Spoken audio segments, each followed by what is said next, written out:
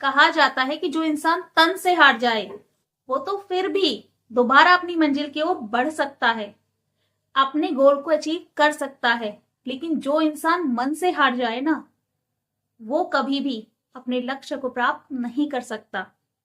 तो इसलिए हमेशा अपने मन को मजबूत रखिए, क्योंकि कहा जाता है कि मन के हारे हार है और मन के जीते जीत। Hello friends, welcome to my YouTube channel Chaudharan the motivational speaker. तो फ्रेंड्स, आपका मेरे चैनल पर बहुत बहुत स्वागत है। और आज की वीडियो में मैं एक मोटिवेशनल स्टोरी डिस्कस करूंगी। ये स्टोरी आपके सोचने का और समझने का तरीका बदल देगी। हो सकता है कि इससे आपकी लाइफ में बहुत सारे सकारात्मक परिवर्तन आए। तो ठीक है, बिना किसी समय को गवाए स्टार्ट करते हैं वीडियो को। देखिए, कहानी शुरू होती है एक छोटे से बच्चे से।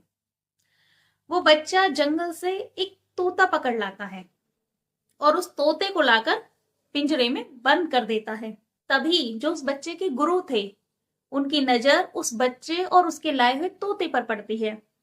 तो तब गुरुजी बच्चे से कहते हैं कि बेटे, इस तोते को छोड़ दो, क्योंकि हर पक्षी को आजाद रहने का हक है और हमें कोई अधिकार नहीं बनता कि हम अपने मनोरंजन के लिए किसी की आजादी का हनन करें। दुनिया में हर प्राणी आजादी से जीना चाहता है, लेकिन बच्चा बहुत छोटा होता है और वो जिद पर अड़ जाता है कि वो उस तोते को नहीं छोड़ेगा। और बच्चा उस तोते को पिंजरे में बंद करके उसके साथ खेलने लगता है। अब बच्चा इतना छोटा था कि गुरुजी उसको डांट फटकार भी नहीं सकते थे, सख्ती से भी उसे आदेश नहीं दे सकते थे, क्योंकि बच्चा बहुत छोटा था। तब गुरुजी सोचते हैं कि इस बच्चे को समझाने से ज्यादा बेहतर है कि मैं इस तोते को समझाऊं। तो गुरुजी क्या करते हैं, उस तोते से कहते हैं कि पिंजरा खुले तो उड़ जाओ। अब तोता ये बात रटता रहता है, पिंजरा खुले तो उड़ जाओ, पिंजरा खुले तो उड़ जाओ। फिर अचानक एक दिन क्या होता है कि बच्चा पिंजरा खोलकर भूल जाता है। अब वो तोता पिंजरे से बाहर निकलता है और इधर उधर पिंजरे के घूमने लगता है और फिर से वही बात रटने लगता है, पिंजरा खुले तो उड़ जाओ, पिंजरा खुले तो उड़ जाओ। अब गुरुजी उस तोते को देखते हैं कि वो पिंजरे से बाहर निकल गया है। वो उसके थोड़ा सा नजदीक जाते, लेकिन तोता वापस भागकर अपने पिंजरे में चला जाता है और पिंजरे में जाकर भी वो यही बात रटता रहता है कि पिंजरा खुले तो उड़ जाओ। तो गुरुजी ये समझ जाते हैं कि तोते ने मेरी बताई बात को केवल रटा, उसका अर्थ नहीं समझा, मैं क्या कहना चाहता था वो नहीं समझ पाया।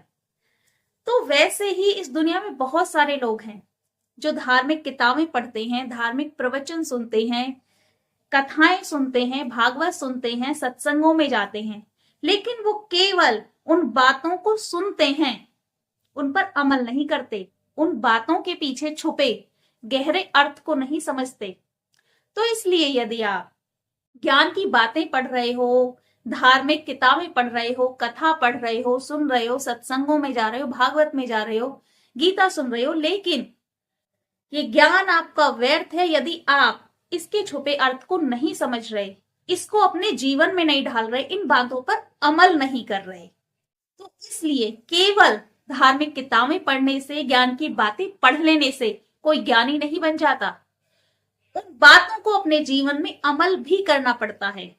इसलिए भले ही आप सत्संगों में कम जाइए, भले ही आप पूजा पाठ कम कीजिए, भले ही आप धार्मिक किताबें और धार्मिक कथाएं कम सुनिए और कम पढ़िए, लेकिन आप जितना भी पढ़ें, जितना भी सुने, उसको अच्छे से जाने और अपने जीवन में उसको अमल करने का प्रयास करें।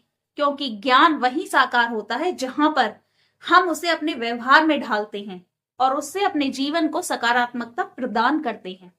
अन्यथा कोई भी ज्ञान बेकार है, क्योंकि रटने मात्र से और सुनने मात्र से या पढ़ने मात्र से कोई भी ज्ञान की बात हमारे जीवन में सकारात्मक परिवर्तन नहीं ला सकती। अगर हमारे जीवन में हमें सकारात्मक परिवर्तन लाना है, खुद को बदलना है, तो उन बातों को हमें अपने जीवन में ढालना होगा, अपने व्यवहार में उनको लाना होगा। तो ठीक है, अगर आपको वीडियो पसंद आई तो वीडियो को लाइक और चैनल को सब्सक्राइब कर देना। And thank you for watching this video. Her her Mahadev.